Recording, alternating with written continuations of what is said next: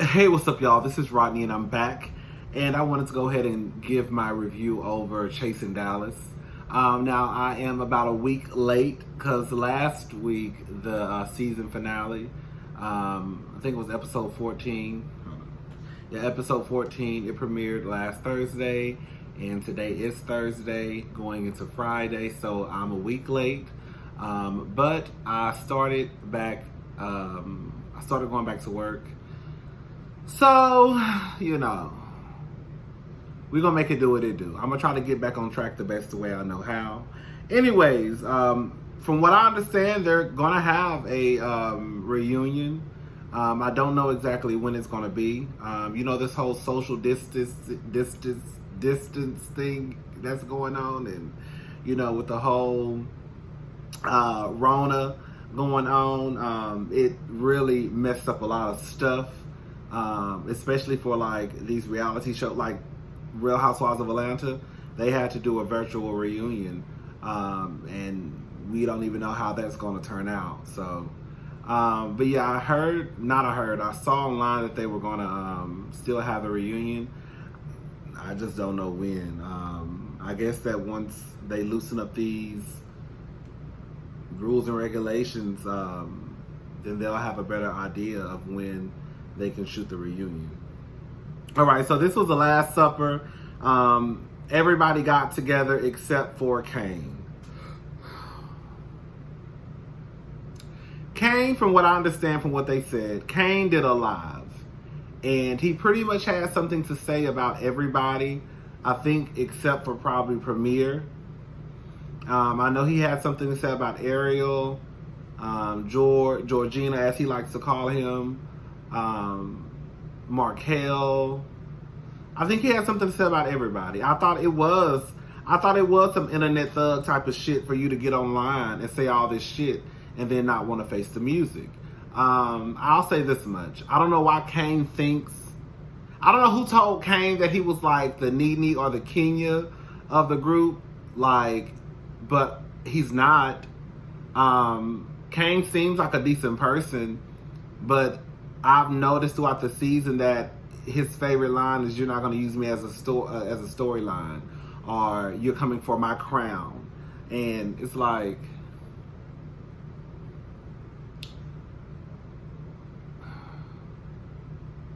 hey, you're not that girl on Chasing Dallas. You may be great at what you do as far as styling, and I think he has like a lingerie underwear line, but I think you're gassing yourself up a little too much as far as you being this girl that everyone wants to come for.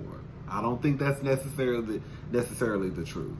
I think your ass should have been at that goddamn Last Supper. If you're gonna say all that shit on the internet, you need to say it. You need to get the courage and say it to everybody's face. Everybody else showed up and said what the fuck they had to say to each other.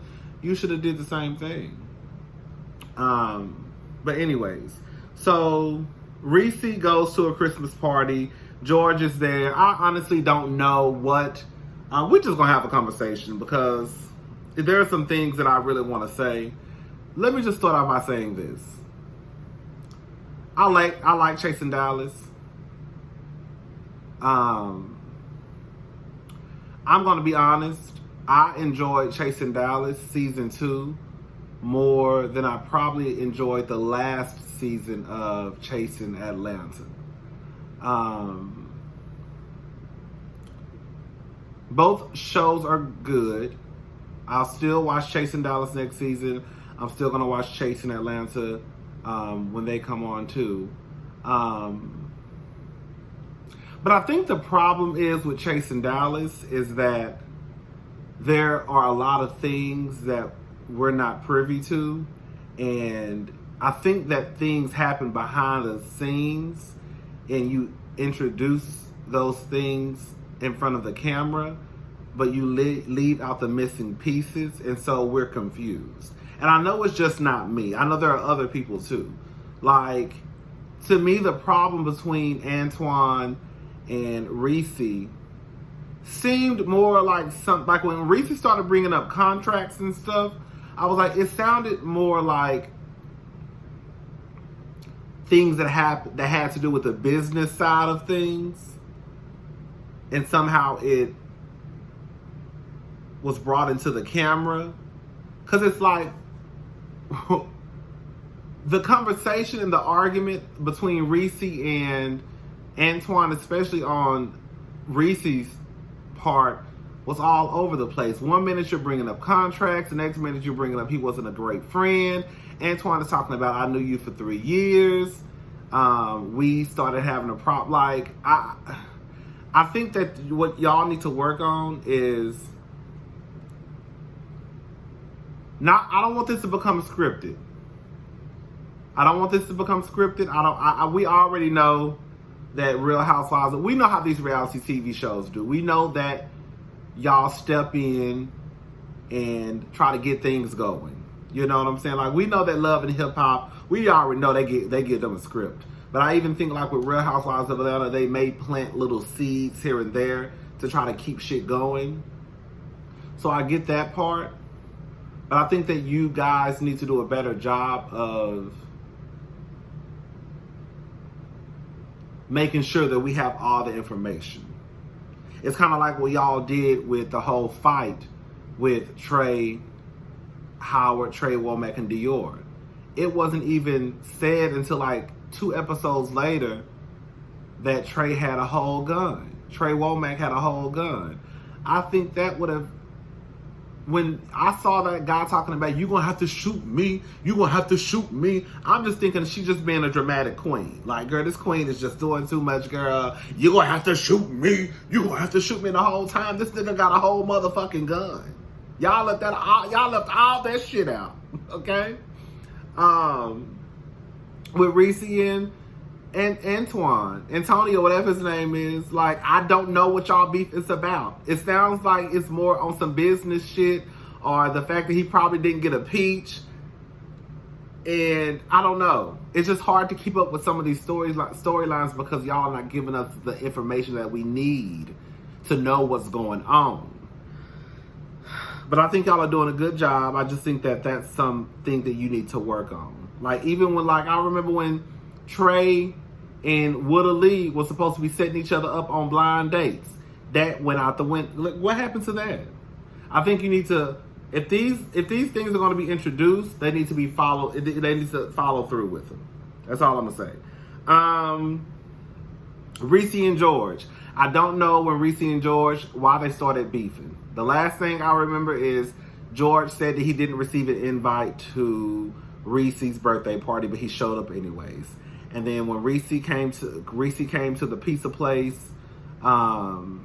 he didn't know that they were going to be there, and they were beefing then. But like, where did this come from?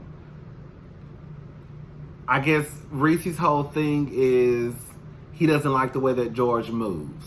Girl, we episode 10. This episode 14. Bitch, this was episode 11, and you just now realizing from the time y'all started moving up until episode 11 that you don't like the way he moved?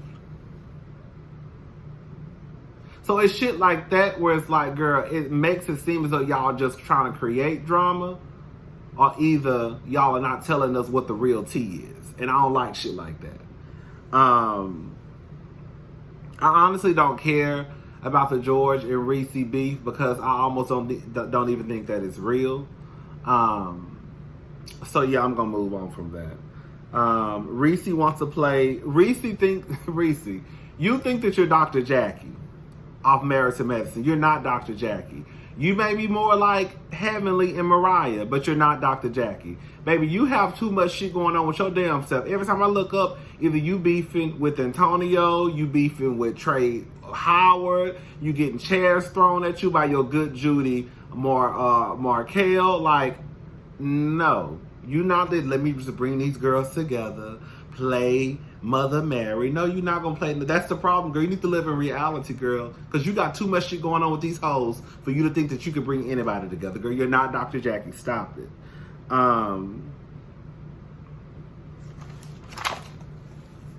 That potluck, y'all already know. For those who don't know, I'm really not a big fan of potlucks.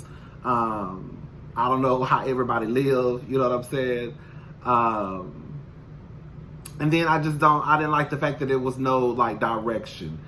Girl, I saw pizza, I saw chicken strips, I saw carrots, I saw a rotisserie chicken, I saw pasta, I saw some Taco Bell.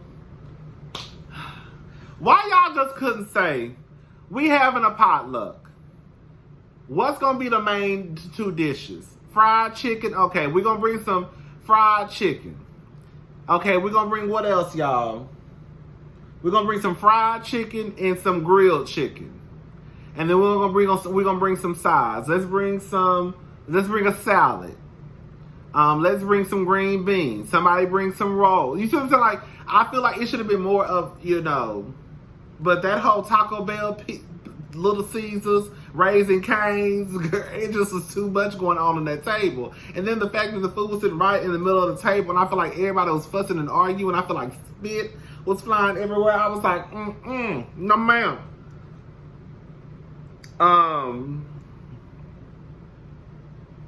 Antonio arrived. Antonio fine as hell. He is shaped like a bitch, but he fine as hell. But when I tell you about Antonio pants, I thought my pants be tight. Girl. Antonio, girl. You fine. But girl, those pants are tight, bitch. Do you hear me? You know a whole pants is tight. Did y'all see Antonio, like the back of Antonio? I can't stand up because all I got is my drawers. I just got my t-shirt and my panties on, baby. I ain't got nothing but thighs hanging out right now. So I can't stand up in front of y'all. Well, I can, but I'm going to have all my dick and ass in y'all face. And I don't think YouTube going to like this shit. You know the back of your pants, the back hook that you put your belt in? That part was hanging down. Like, so that lets me know that your ass was pulling your pants down. So it's like your pants and your belt was in a fight.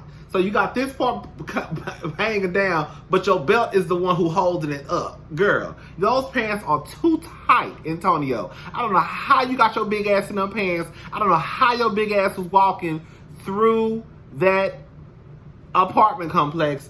Girl, I don't even know how your big ass was breathing in those pants. Girl, I don't even know how you were comfortable. Girl, any man who got dick and balls between their legs, your pants can only be so tight before it starts to become uncomfortable. And I know, Antonio, your ass had to be uncomfortable. You got a lot going on at the bottom for your pants to be, girl, the pants is tight.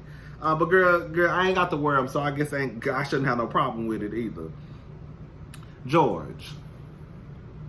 You know what you know who George reminds me of? George reminds me of one of those guys that has a secret Jacked account, a secret Scruff account, a secret Grinder account, a secret A for A account. Like, they're on all these apps, but they have no pictures.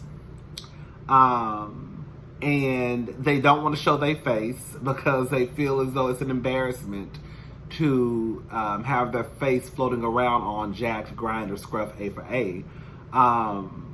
So he gives me that to George. I almost think that George might be a bit of a liar.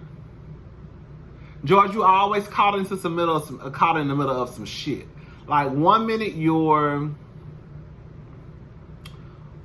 they say you're trying to sleep with Antonio, and Antonio was supposed to be fucking your best friend, your good sister. Then another minute you were supposed to be fucking Markel boyfriend. Then another second you were supposed to be trying to fuck Trey Womack. But you don't remember none of this and everybody is lying. George. I don't know. Markel, you need to stop listening to everybody too. Every time I look up, it's what somebody told me was, girl. So you in there arguing, fussing, and fighting over what somebody told you. You don't even know if it's true or not. But it sounds like to me somebody told you something and you just was like, okay, girl, I believe you. I'm about to go argue, fuss, and fight.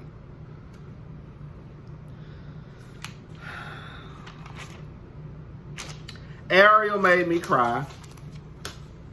When she was talking, and she was just basically saying how she doesn't have a lot of friends, and coming into the situation, she didn't really know what to expect. I thought it was a genuine moment coming from her. I like Ariel. I would love to see Ariel back next season. That bitch is messy as fuck, but she's a good type of messy. Not like she's a good type of messy, like like when she told Trey that Trey Womack was gonna slap the shit out of him or some shit like that. I don't feel like that was like a bad messy. And the reason why I say that is because when you look at their relationship, Ariel and Dior are brother and sisters. And Trey Howard is Dior's son, which is, I guess, her nephew, right? So it only makes sense for her to be like, girl, you know Trey Womack said he was gonna slap the shit out of you. You know what I'm saying? But I think Ariel, I definitely want to, honestly, I'll just say this much. I want everybody to come back next season. The only person I feel that shouldn't probably come back is Carrie D. I think Carrie D should come back, but he should not be a peach holder. He didn't bring anything to the show, and that's just true tea. You can make Carrie a friend of the show, but he's not that interesting, and that's not even a bad thing. Like Carrie seems like a very sweet, not problematic, not with the shits. Like, unfortunately, like, girl, I'm kind of with the shits, you know. So, bitches like me, girl, they act a little ignorant sometimes. Like, George is with the shits. Trey is with the shits. Markel is with the shits. Ricci is with the shits. We're going to get to Ricci big ass in a little bit. Ricci is with the shits. And I'm not saying just necessarily wanting to fight and all that stuff, but they make good TV. And Carrie just doesn't. And like I said, it's not like, oh, Carrie, girl, go jump off a cliff. No, it's just like, Carrie, like, maybe you should just be a friend of the show.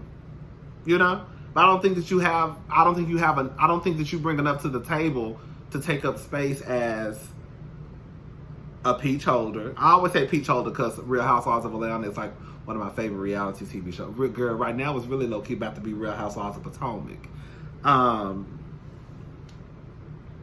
Howard apologized to Womack. I thought that was really big of Howard.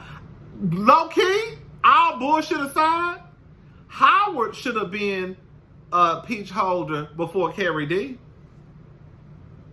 Howard should have been a peach holder and Carrie should have been a friend. And that's true too. But Howard has a lot of growing up to do because he thinks that everybody owes him shit for some reason. I don't know why. But I thought that was very big of him to apologize to Trey Womack. Because, like, at the end of the day, girl, Trey passed the first lick, but y'all not going to sit here and act like y'all just wasn't online talking about that boy. Like, y'all just not going to do that. Like, come on now. Dior says that, you know who seems like a very genuine, sweet, like, soft-spoken Dior. Like, I really don't think Dior wanted to fight Trey. I think that they probably got swept up in the mess. Like I think that I don't even feel like talking about that fight no more. But I don't think Dior really wanted to fight Trey. I believe, what's his name, Dior, when he says that he misses Trey. You know, I'm not really a big fan of fighting my friends and then becoming friends again. Like, if we put our hands on each other, it's pretty much a wrap. But,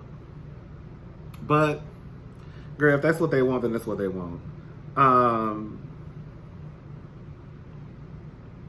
Antonio was getting Ricci together, girl. He was telling, I don't know. I honestly don't know what to believe. I don't know if to believe. Because, see, this is a problem with a lot of these girls especially like, girl, no, it's all of them.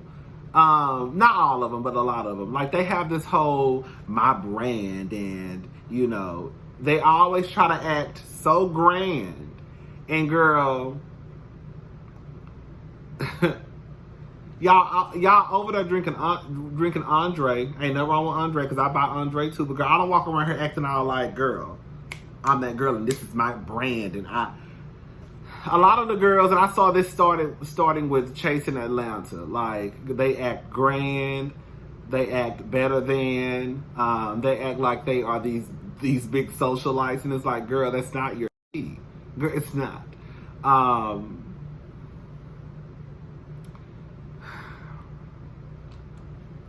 don't know who to believe, because it sounds like it sounds like Ricci almost set Antonio up because he just wanted to see what Antonio try to tell. I guess try to basically tell. I think that Ricci set Antonio up to see what Antonio tell whatever he sent him through email. Like, it didn't make any sense to me why Ricci G would tell him, especially if y'all are friends for 3 years. Like, I'm not sending you something like that through email. Bitch, probably through text message, but not necessarily through email. So it sounds like Ricci G set him up, but when Antonio started saying stuff like, God turned your keys in last year, I'm like, okay, well, maybe he moved and he didn't have time to turn the keys in. So, hey, girl, you go turn my keys in. And most people who get evicted, they don't really turn keys in. Girl, they get locked out. Girl, but they don't turn keys in. It was hard for me to keep up with Ricci and Antonio because I just really didn't know why they were really beefing. And it was just a hard conversation to keep up with. Let me tell you something, bitch. Ricci, bitch. Ricci. Girl, you is a big ass nickel, okay? Girl, I thought you was supposed to be a woman. But when I tell you Ricci was about to break, girl, Ricci was about to break Antonio into two pieces. When Ricci said he used to play football, bitch, I ain't never looked at Ricci as no football player until I saw that episode. I said, oh, he was the one who protected the quarterback, girl, because that's a big ass nigga. Girl, now quiet as this cup, girl, if you really wanted to get to Antonio, you could have, bitch. If you wanted to, you could have. But girl, we know that you know some of the girls turn up for the camera. But I'm gonna say this much, girl, as much makeup and as much wigs as you wear, and as much as you tuck that dick you got, Ricci probably got a big ass 12-inch dick swinging between his legs, quiet as this kept. But girl, as much dick as you probably got between your legs, and as much makeup as you wear, and them horrible ass wigs that you finally said you was gonna stop wearing, thank God, because that hair was a mess. Girl, when I tell you turned into a full-blown man on Antonio, I said, oh, God. Antonio did this. Antonio, bitch, you better run, girl. I think Ricci will whoop your ass, bitch, because I run from Ricci, too. Because that's a big one, bitch. That's a big bitch. Girl. I knew it was a reason why Ricci drove that Dodge Ram. Ricci is a man, baby. Ricci said, don't never get it twisted, bitch. I wear makeup and wigs, but bitch, I'm still a man, and I will still break your ass into two, and I believe it, too. Anyways, y'all, that's Chasing Dallas. Hopefully the reunion will be on soon. Well, you know, we want everybody to be safe. Again, I love the show. I think there are just some things that they need to work out. And I think that's it. If I have any other thoughts, I'm probably not gonna make a video because until the reunion. Yeah, that's it, y'all. Let me look over my notes and make sure. Make sure y'all go check out Carrie and Lyndon's video, Roommate. Girl, I looked at the video. It's really, really cute. I'm not lying, y'all. I was like, this is gonna be some, girl, I'm not even gonna lie to y'all. Girl, before I even clicked play, I said, this is gonna be some low budget shit. I already know. But girl, I'm like the girls, they just trying to do what they can with their coin. No, girl, it was a nice video. It did not look low budget. It did not look like, it looked like a production. I was like, oh, this is really, really cute. I'm like, oh, I was impressed. I really was impressed. Cause I was ready to, I would have said something like, girl, that was some bullshit, girl, don't waste y'all time. They shot that shit with a flip phone, girl, and it looked a mess.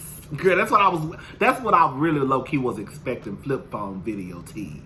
But now, girl, quiet as this company really gave me iPhone tease. And ain't nothing wrong with no iPhone, cause girl, if Lady Gaga and Kanye West can make videos with iPhones, bitch, everybody else can too. But the video is very high quality. It's a good video. It's very, very cute. Y'all already know how I feel about Landon with his thick fine. Baby, them boys in Dallas is thick, girl. Oh, of them girls in Dallas is, I don't know what the fuck y'all eating in Dallas, girl. All y'all is thick. Anyways, you know, Landon is my man, girl. Girl, I'm just playing, girl. Because I think he got a man. And I don't feel like, girl, if I come to Dallas and I see y'all out, don't walk up to me saying nothing to me, girl. I was just joking, girl. It was just a kiki. But your man is fine, girl. Landon is fine, girl. All right, girl. I'm about to go, y'all. I'll talk to y'all later. Bye.